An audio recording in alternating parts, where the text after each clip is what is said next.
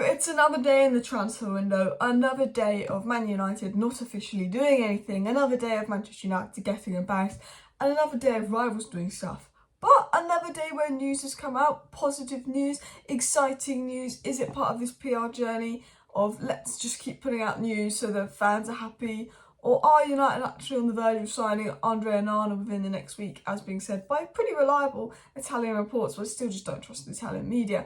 We've got Fabrizio Romano giving us an update on the Mason Mount Moises Caicedo situation, some news coming out on Rasmus Hojlund, and of course news coming out on the David De Gea contract situation. So we're going to get into all that news in today's video. I will be back live about 5 p.m. tonight, so make sure you subscribe to the channel because I will cover any other news that comes out in the evening. There is the feeling, that maybe we'll hear something on the takeover soon with the stocks going up. Some people saying it won't happen until after June 30th. I don't think it will happen until after Christmas at this rate, but could be some takeover news in the next couple of days as well, so do subscribe for that. But let's start with the David De Gea news. We spoke mostly about it in my video yesterday, how United kind of agreed something with David De Gea like 2.5 months ago, then didn't sign it off. And then they offered him a new contract with even lower wages, second keeper wages, and that's kind of stalling. Should he go to Saudi Arabia? Should he stay? And I don't know why United are using the De Gea situation as an excuse not to do anything for Andre Onana at the moment. Just sign Andre Onana and then you just let go of De Gea. Simple, yeah? Right? Surely.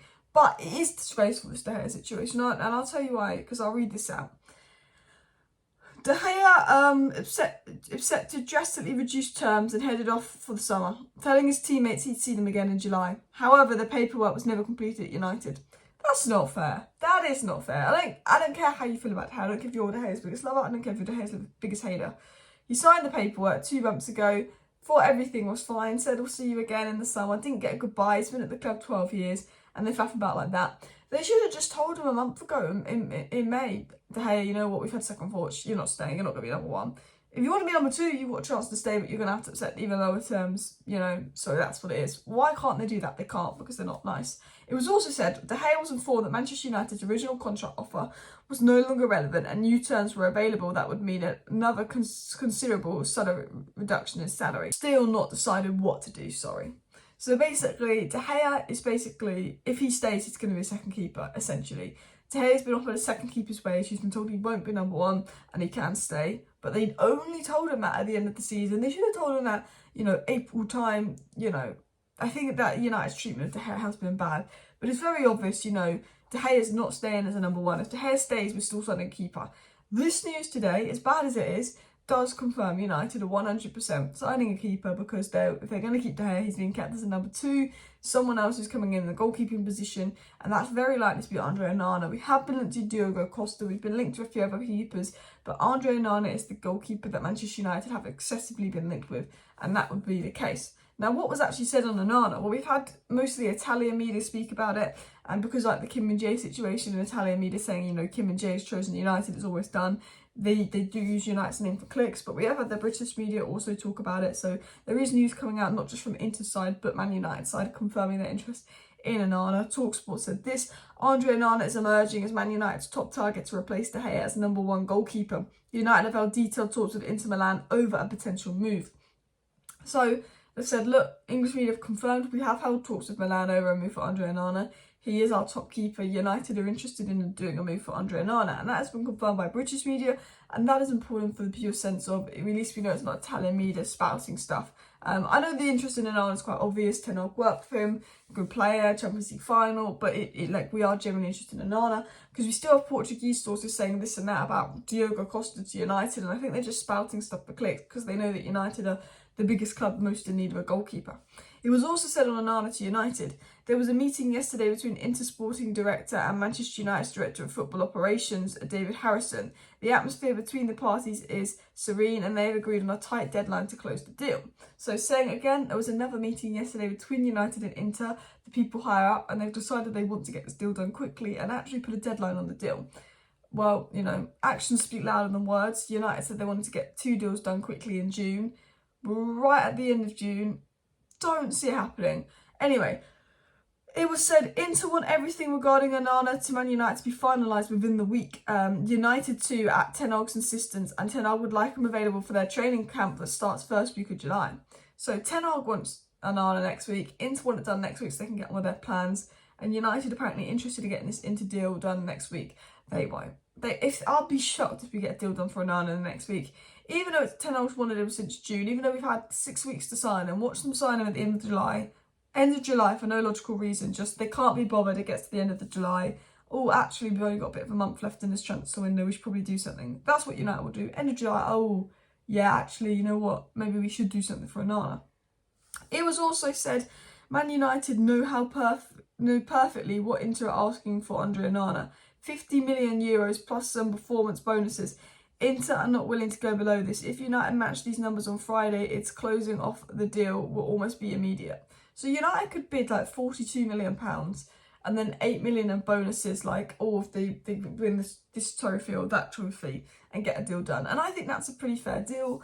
I think, look, just 45 million, take it or leave it. That's the highest to go. Bonuses can take it to 50 million if that's what they want. But I reckon 40 million with bonuses taking it to 50 million, anything like that, I think is a pretty fair offer.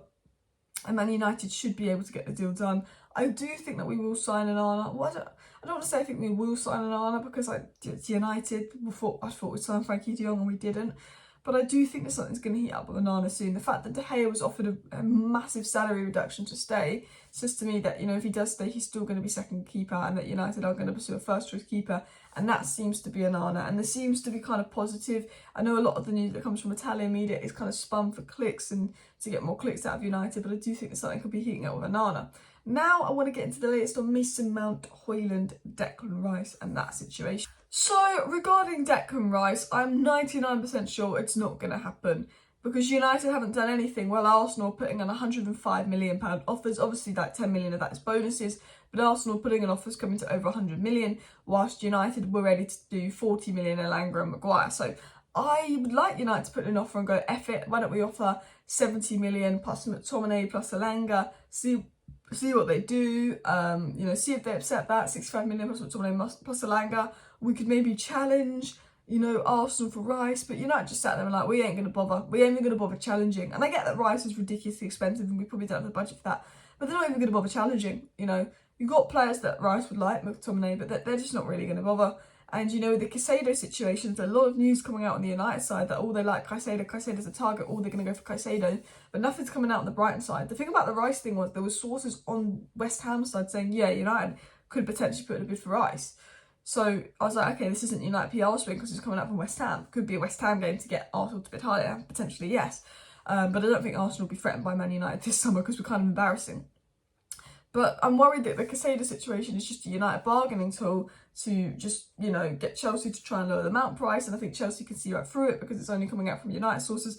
I think United actually need to go in for talks with Caicedo because Romano said this. Chelsea offered Manchester United to discuss directly about Mason Mount. From my understanding, United decided to take the offer and speak to them. United insists 50 million plus 5 million. Chelsea still wants 65 million.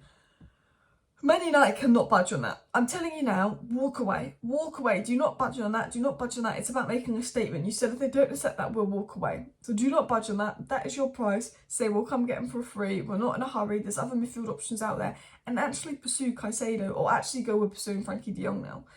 Actually pursue another midfielder. You can start pursuing another midfielder. You can start opening talks with Brighton over Moises Caicedo and opening talks with Moises Caicedo over a deal.